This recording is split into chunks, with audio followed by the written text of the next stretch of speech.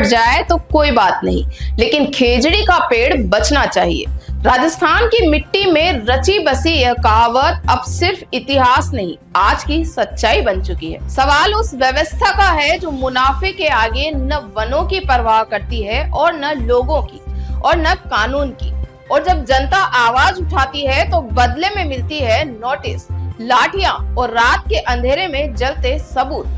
बाड़मेर की तपती रेत में एक बार फिर इतिहास को रोंदने की कोशिश की है, जहां 1730 में अमृता देवी और 363 बिश्नोई समाज के लोगों ने खेजड़ी के पेड़ों को बचाने के लिए अपने प्राण तक न्योछावर कर दिए थे। वहीं आज सोलर कंपनियों ने मुनाफे की भूख में उसी धरती पर खेजड़ी के पेड़ों को जड़ से उखाड़ कर आग के हवाले कर दी। यह घटना केवल पर्यावरण का नुकसान नहीं है, बल्कि यह राजस्थान की अस्मिता, संस्कृति और संविधान के नियमों की खुलेआम अवहेलना है। बरियाड़ा और खोड़ाल गांव के ग्रामीणों ने जब इसका विरोध किया तो उन्हें शांति भंग करने का नोटिस थमा दिया गया। उल्टा पीड़ितों को ही आरोपी बना दिया गया। सवाल यह उठता है कि सरकार किसके साथ खड़ी है? उस पूंजीपति के साथ जो जंगल जलाकर मुनाफा कमा रहा है, या उस किसान के साथ जो हरियाली की लाश पर धरना दे रहा है?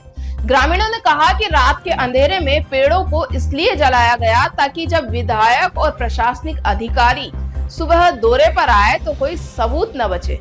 और वाकई राख के ढेर के सिवा कुछ नहीं मिला। शिव विधायक रविंद्र सिंह भाटी खुद धरना स्थल पर पहुंचे और चारपाई डालकर रात वहीं गुजारी।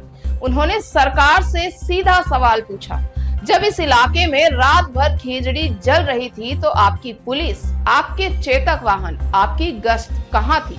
क्या कानून की ड्यूटी केवल गरीबी पर लाठी चलाने तक ही सीमित रह गई है? क्या सरकार की पर्यावरण नीति सिर्फ फाइलों और विज्ञापनों की शोभा बनकर रह गई है? इस पूरे मामले में सबसे शर्मनाक पहलू ये है कि जिन पेड़ों को 300 साल पहले मारवाड़ के महाराजा ने लिखित रूप से स्पर्श घोषित किया था, उन्हें आज के लोकतांत्रिक राज में आग के हवाले किया जा रहा है। क्या आज की सरकार उस समय के राजा से भी कमजोर पड़ गई है?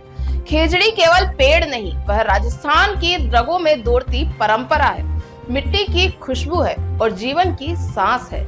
इसे यूं जलते देखना सिर्फ एक पर्यावरणीय अपराध नहीं, आत्मा को झकझोर देने वाला क्षण है। आज सोशल मीडिया पर खेजड़ी बचाओ ट्रेंड चल रहा है, लेकिन क्या सिर्फ ट्रेंड करने से खेजड़ी बच जाएगी?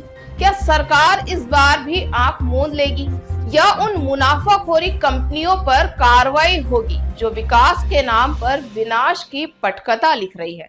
यह मुद्दा केवल बाड़मेर का नहीं, यह सवाल पूरे राजस्थान और देश की संवेदनशीलता का है। अब वक्त आ गया है जब जनता को खेजड़ी के लिए फिर से खड़ा होना पड़ेगा।